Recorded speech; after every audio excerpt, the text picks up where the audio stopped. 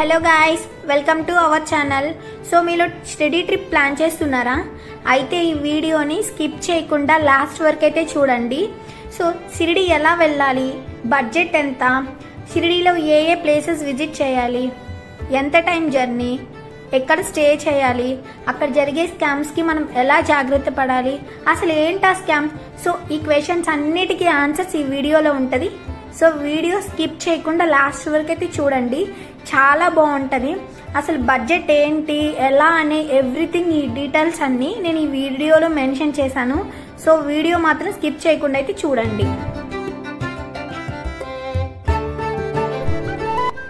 ఇక వీడియోలోకి వెళ్ళిపోదాం. సో ఫస్ట్ అయితే విజయవాడ టు షిరిడి అయితే బుక్ చేసుకున్నాను నేను టికెట్.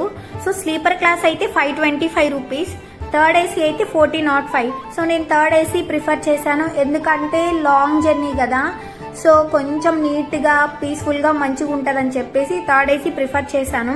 సో టోటల్గా నాకు జర్నీ 23 అవర్స్ పట్టింది. అంటే విజయవాడలో ఎగ్జాక్ట్గా 10:15కి ట్రైన్ స్టార్ట్ అయితే షిరిడీలో 9కి అయితే రీచ్ అయిపోయాను అనమాట. సో ఇక షిరిడి రీచ్ అయిపోయాను. సో ట్రైన్స్ అనేవి ఒక ఫ్రైడే సండే తప్ప మిగిలిన డేస్లో అవైలబుల్ ఉన్నాయి. సో చూసుకొని మంచిగా బుక్ చేసుకోండి.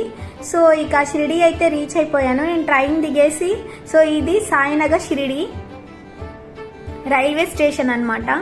సో ఇక్కడితో ట్రైన్ ఎండ్ అయిపోతుంది, ఇంకా వేరే ప్లేస్కి ఏం వెళ్ళదు, షిరిడీతోనే ట్రైన్ ఎండ్ అయిపోతుంది. ఇక్కడ మాత్రం చాలా జాగ్రత్తగా ఉండాలి. అంటే షిరిడీలో కొన్ని స్కామ్స్ జరుగుతాయి అన్నమాట. అవి ఏంటో నేను ముందు చెప్తాను. సో వీడియో మాత్రం స్కిప్ చేయకుండా లాస్ట్ వరకు అయితే చూడండి. ఇక షిరిడీలో ట్రైన్ దిగిన తర్వాత హోటల్కి వెళ్ళాలి కదా, రూమ్ తీసుకోవాలి ఫ్రెష్ అవి రెడీ అవ్వటానికి. సో ఇక బయటకు వచ్చిన తర్వాత వెహికల్స్ చాలా ఉన్నాయి, ఆటోస్, క్యాబ్స్ అన్నీ ఉన్నాయి. సో మంచిగా మనము మాట్లాడుకొని ఆటో తీసుకోవాలి, ఎందుకంటే వాళ్ళు చాలా అడుగుతారు. అందుకని సో కొంచెం మంచిగా ఒక తక్కువ కాస్ట్ తోటే అడిగి వెళ్దాం. సో అక్కడ మన తెలుగు వాళ్ళకి కూడా చాలా ఉన్నాయి హోటల్స్ అవి. సో నేనైతే ఏమనుకున్నానంటే, సో షిరిడి ఇదంతా మహారాష్ట్ర కదా, మొత్తం హిందీలో ఉంటదేమో, మనకి సరిగా అర్థం కాదేమో అనుకున్నాను. బట్ అలా ఏం లేదు. సో కొన్ని చోట్ల తెలుగు కూడా రాసున్నారు, అంటే ఇంగ్లీషు, హిందీ, తెలుగు 3 లాంగ్వేజెస్ ఇచ్చారు. ఇక ఫ్రెష్ అయిపోయి నేను దర్శనానికైతే స్టార్ట్ అయిపోయాను. సో ఆఫ్టర్నూన్ అయితే దర్శనానికి స్టార్ట్ అయ్యాను. సో ఇది బుధవారం రోజు. ఇక ఫోన్ షూస్ పెట్టుకోవడానికి అక్కడ ఎంట్రన్స్ ఎదురే ఇలాగ ఉందన్నమాట హాల్.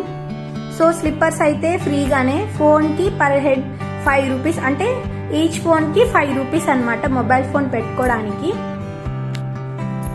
ఇక ఇచ్చేసి లోపలికి వెళ్తున్నాం. ఇక్కడ మాత్రం జాగ్రత్తగా ఉండండి. ఏంటంటే మనము ఫ్రీ దర్శనానికి వెళ్తుంటే మనతో చాలా మంది ఫ్రీ దర్శనమా ఇట్లా వెళ్ళాలి, సో మీరు షూస్, మీ చెప్పల్స్, ఫోన్స్ ఇలా షాప్లో పెట్టుకోండి అని చెప్పేసి వాళ్ళు పర్టికులర్ షాప్కి తీసుకెళ్ళిపోయి ఏం చేస్తారంటే, సో వాళ్ళు అక్కడ పెట్టేసుకొని దాంతో పాటు వాళ్ళ షాప్లో ఉంటాయి కదా, ప్రసాదం తీసుకోండి, ఇవి తీసుకోండి, అవి తీసుకోండి అయ్యి అని చెప్పేసి బిల్ 500-600 చేస్తారనమాట. సో ఇక్కడ చాలా జాగ్రత్తగా ఉండండి. ఇక్కడ పెద్ద స్కామ్ అనమాట ఇది. సో ఇది దేవుడికి ఇవ్వండి, ఇది దేవుడి కోసం తీసుకెళ్ళండి, స్వీట్స్ అక్కడ పెట్టండి అని చెప్తారు, కానీ ఎంట్రన్స్ లోనే అవన్నీ తీసి పక్కన పడేస్తారనమాట. సో అందుకు కొంచెం జాగ్రత్తగా ఉండండి. సో మేమైతే దర్శనానికి వెళ్తున్నాం, ఇది విఐపి దర్శనం. సో మీరు స్కామ్స్కి మాత్రం చాలా జాగ్రత్తగా ఉండండి. ఇంకా వాళ్ళు బాబా దగ్గర పెట్టేసి తీసుకొస్తాము ప్రసాదం, కొంచెం మనీ ఎక్కువ అవుతుంది అది అని చెప్తారు, అవేం నమ్మకండి. సో ఫ్రీ దర్శనానికి ఇదే గేట్ అనమాట, గేట్ నెంబర్ 7 నుంచి ఫ్రీ దర్శనానికి వెళ్ళొచ్చు. సో బుధవారం వెళ్ళాం కాబట్టి అంత జనం ఏం లేరు, మంచిగా క్యూలో ఈజీగానే వెళ్ళిపోయాము. బాబాని చాలా బాగా దగ్గరగా చూసుకున్నాను. చాలా అంటే ఆ ఎక్స్పీరియన్స్ ఎంత బాగుందంటే ఇంకా చెప్పలేను అనమాట. అది రియల్గా ఎక్స్పీరియన్స్ చేస్తేనే బాగుంటుంది. సో ఇక ఈ గేట్ ఇక్కడ కనిపిస్తుంది కదా, అక్కడి నుంచి ఇంకా బయటకు వచ్చేస్తాము అనమాట. దర్శనంకి వెళ్ళటానికేమో గేట్ నెంబర్ 7, రావటానికేమో చూపించాను కదా, అవే నుంచి బయటకు వస్తాము. నాకు దర్శనం చాలా బాగా జరిగింది. బాబాని చాలా బాగా చూసుకున్నాను. మంచిగా నా మనసులో ఉన్న కోరికలన్నీ కోరుకున్నాను. బయటికి రాగానే అక్కడ పెద్ద వేప చెట్టు ఉంది. అంటే అది లోపలే, అక్కడ ఫోన్ ఎలో లేదు. పెద్ద వేప చెట్టు ఉంది. అంటే అప్పట్లో బాబా ఆ చెట్టు కింద కూర్చునేవారంట. చాలా గ్రేట్ కదా. అక్కడ ఏంటంటే చుట్టూ ఆ వేప చెట్టు చుట్టూ తిరుగుతున్నారు. అంటే ఒక్క వేప కన్నా పడుతుందేమో, తీసుకుందామేమో, అంటే మంచిది అలా అనుకుంటాం కదా. కాకపోతే అక్కడ పైన నెట్ కట్టేశారనమాట. అంటే ఆ ఆకులు కింద పడకుండా నెట్ కట్టేశారు. సో ఇక గ్రేట్. ఇంకా బై మిస్టేక్గా పడితే ఇంకా అది అదృష్టం అనుకోవాలి కదా. ఇంకా అక్కడే ఒక చిన్న ప్యాకెట్లో విభూది ప్రసాదం ఇస్తారు. సో ఫ్రీగానే తీసుకొని ఆ పక్కనే మ్యూజియం ఉంది. అంటే అప్పట్లో బాబా యూజ్ చేసిన బట్టలు, వస్తువులు, చెప్పులు, సో ఎవ్రీథింగ్ అన్నీ ఆ మ్యూజియంలో ఉన్నాయి. మంచిగా వెళ్ళి చూసుకొని రావచ్చు. ఆ పక్కనే ఒక చిన్న పార్క్ ఉంది, పార్క్లా ఉంది. అక్కడ ఒక బావి ఉంది. అంటే అప్పట్లో బాబా ఆ బావిని యూజ్ చేసేవారంట. సో ఇంకా బయటకు వచ్చి లడ్డు ప్రసాదం తీసుకొని బయటకు వచ్చేసాము. సో ఇదే వేలో ఇది ద్వారకామాయికి వెళ్ళటానికి అనమాట. సో ఫోన్ అక్కడికి కూడా ఫోన్ ఎలా లేదు. సో కనిపిస్తుంది కదా ద్వారకామాయి దర్శనం అని. సో అదే క్యూలో వెళ్ళి దర్శనం చేసుకొని వచ్చేసేయడమే బయటకి. సో ఇట్లానే స్ట్రైట్గా వెళ్తే చూడండి, ఇక్కడ ఐ లవ్ సాయిబాబా అని ఒక ఇక్కడ అందరు మంచిగా పిక్స్ తీసుకుంటున్నారు. నేను కూడా కొన్ని పిక్స్ తీసుకున్నాను. ఎలా ఉన్నాయో చెప్పండి. ఆ పక్కనే గార్డెన్ ఉంది. సో మీరు అక్కడ ఒకటి గమనించారా, బాబా చేతిలో, ఆ స్టాచ్యూ చేతిలో ఒక పాట్ ఉంది. అందులో నుంచి వాటర్ వస్తున్నాయి కదా, చాలా బాగుంది చూడటానికి. సో ఇప్పుడు గార్డెన్లోకి అయితే వెళ్తున్నాను.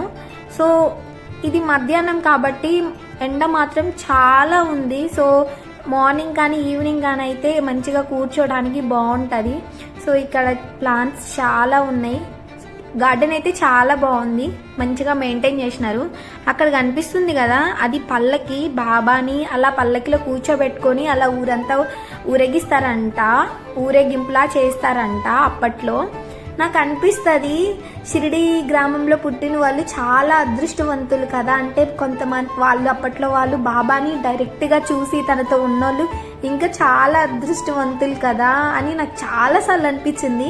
మీకు ఎప్పుడైనా ఇట్లా అనిపించిందా? గార్డెన్ అయితే చాలా బాగుంది కదా. పిల్లలు ఆడుకోవడానికి చిన్న చిన్నవి గేమ్స్ అట్లాంటివి కూడా ఉన్నాయి.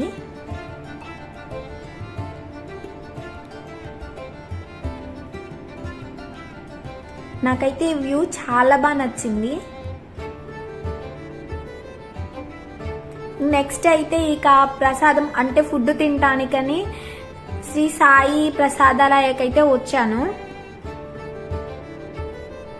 ఇది గేట్, స్టార్టింగ్ ఎంట్రన్స్. మీరు అక్కడ దర్శనం అయిపోయి బయటకు వచ్చిన తర్వాత ఆ టెంపుల్ దగ్గర నుంచి ఒక 1 కిలోమీటర్ అలా ఉంటుంది, ఆటోస్ ఉంటాయి. సో ఇలాగా ప్రసాదాలయ అంటే తీసుకొచ్చి వదిలిపెడతారు. సమ్ అమౌంట్ 20 రూపీస్ 40 రూపీస్ అట్లా తీసుకోండి. సో ఇది అంటే ఆల్రెడీ నేను ఆల్రెడీ ఫ్రీ భోజనం అయితే నేను తిన్నాను. నార్మల్గానే ఇప్పుడు తిరుపతిలో లాగా ప్లేట్స్ పెట్టేసి అలాగ వరుసగా వడ్డించుకుంటూ వెళ్తారు. కాకపోతే ఇక్కడ స్పెషల్ మీల్ అని ఒకటి ఉందంట. అంటే నేను ఇప్పటి వరకు ఎప్పుడూ ఎక్స్పీరియన్స్ చేయలేదు. సో మీకు చూపించడానికి, నేను ఎక్స్పీరియన్స్ చేయడానికి అని చెప్పేసి 50 రూపీస్ అనమాట దానికి టికెట్. సో కనిపిస్తుందిగా ఈ బిల్డింగ్లోకి ఫస్ట్ స్టేర్కి వెళ్ళాలన్నమాట. సో పద వెళ్దాం. అసలు ఏంటి ఆ స్పెషల్ ఫుడ్ ఏంటి, మనల్ని ఎలా స్పెషల్గా ట్రీట్ చేస్తారు అంటే ఇవి నేను విన్నాను, ఎక్స్పీరియన్స్ చేయలేదు. టికెట్ ఇచ్చి లోపల ఇవ్వగానే చూడండి పెద్ద హాల్. అంటే సపరేట్గా ఒక టేబుల్కి ఒక 4 చైర్స్ అలా ఉన్నాయి. ఇంకా స్పెషల్గా ట్రీట్ చేయడం అంటే ఇదే. అంటే మన దగ్గర ఉంటూనే ఏం కావాలి, ఇంకేమైనా కావాలా, ఈ కర్రీ వేయనా అని చెప్పి అలాగా మనల్ని కొంచెం స్పెషల్గా ట్రీట్ చేస్తారు అంతే. ఫుడ్ మాత్రం యాజ్ యూజువల్ మనకి ఎంత కావాలంటే అంత. సో అయిపోయిన తర్వాత రూమ్కి వెళ్ళిపోయాను. ఇంకా నైట్ అలాగా కొంచెం స్ట్రీట్ షాపింగ్ లాగా అలా బయటకు వచ్చి కొంచెం ఆ వ్యూ చూసుకుంటూ అక్కడ ఏమన్నా తీసుకుందాం అని చెప్పేసి ఒక షాపింగ్ లాగా పెట్టుకొని మొత్తం తిరిగేసుకుంటూ బయట అంతా తిరిగేసినాను. అంటే టెంపుల్కి దగ్గర అయితే ఇట్లా తిరగడానికి మంచిగా ఉంటుంది అని చెప్పేసి దగ్గరలోనే తీసుకున్నాము. మీరైతే కొంచెం దగ్గరలోనే తీసుకోండి. నెక్స్ట్ డే ఇది సాయి తీర్థ్ అని చెప్పి టెంపుల్కి నుంచి 1.5 కిలోమీటర్ 1 అవర్ 1.5 కిలోమీటర్ ఉంటుంది. ఇది మాత్రం 100% చూడాల్సిన ప్లేస్ అన్నమాట.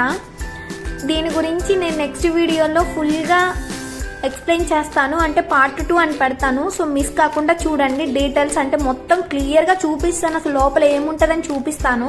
సో మిస్ చేయకుండా చూడండి. సో ఈ వీడియో మీకు నచ్చితే please do like, share and subscribe. Thank you for watching. Bye.